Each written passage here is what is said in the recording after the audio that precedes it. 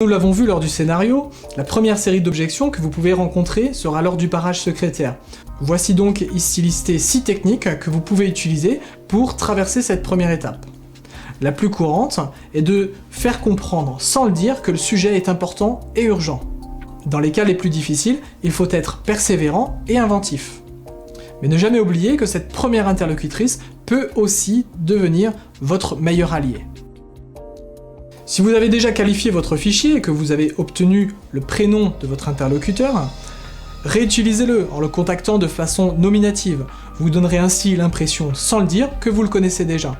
Cette technique fonctionne plutôt bien.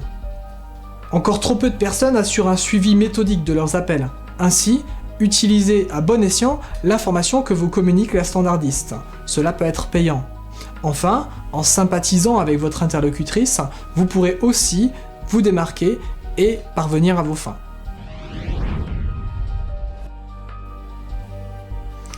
Ça y est, vous êtes en ligne avec votre interlocuteur? Ce moment tant attendu est arrivé? Bon, les choses sérieuses commencent. Voici une méthode qui va vous permettre d'assurer une conversation directe et professionnelle. D'abord, vérifiez bien qui vous avez en ligne, puis présentez-vous sans vous étendre, en poursuivant par un message clair et qui aboutira sur une réponse affirmative. Cette formule validera que votre appel est qualifié et concerne votre interlocuteur. Continuez avec votre proposition et enchaînez naturellement avec votre proposition de rendez-vous. Des objections viendront à vous, rien d'anormal. Il s'agit bien de capter l'attention de votre prospect tout en le faisant parler pour vérifier vos informations. C'est avant tout un dialogue qui doit s'instaurer. Utilisez des affirmations simples, comme par exemple « Vous êtes bien directeur commercial de Copifrance, n'est-ce pas ?» En l'incitant à vous répondre positivement « oui » ou à nuancer vos affirmations, vous établissez une connivence qui vous permettra de vous trouver sur la même longueur d'onde. Vous êtes dans une logique positiviste du « oui, oui, oui ». Ça ne m'intéresse pas. Nous sommes là pour vous informer. Vous devez être en contact avec d'autres prestataires, entreprises, n'est-ce pas? Je n'ai pas le temps. Je comprends, c'est pourquoi je vous propose un rendez-vous, nous allons vous faire gagner du temps. Envoyez-moi une documentation.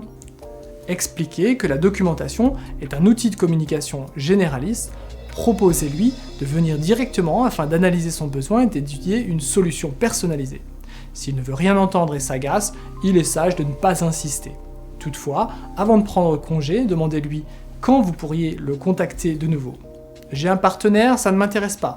Notre but n'est pas de nous substituer à votre partenaire en place, c'est de vous apporter des éléments d'information et de comparaison. L'entreprise n'a pas de budget. Aucune importance, cet entretien a pour but de vous apporter des éléments d'information et pourquoi pas de vous présenter des solutions qui vous permettraient de réaliser des économies. Je pars en congé, je n'ai pas le temps. Peut-on se permettre de vous rappeler à votre retour ou courant décembre si vous préférez? Eh bien écoutez, le secret du phoning est dans un premier temps de personnaliser votre appel, tout en considérant que la personne qui fait l'objection joue un rôle. Elle va vous dire, voilà, nous travaillons déjà avec un prestataire extérieur, nous n'avons pas le temps, ou envoyer un mail. Ces objections-là, on les rencontre toujours, en fait. Donc il ne faut pas rentrer dans ce rôle, il faut vraiment sortir du lot.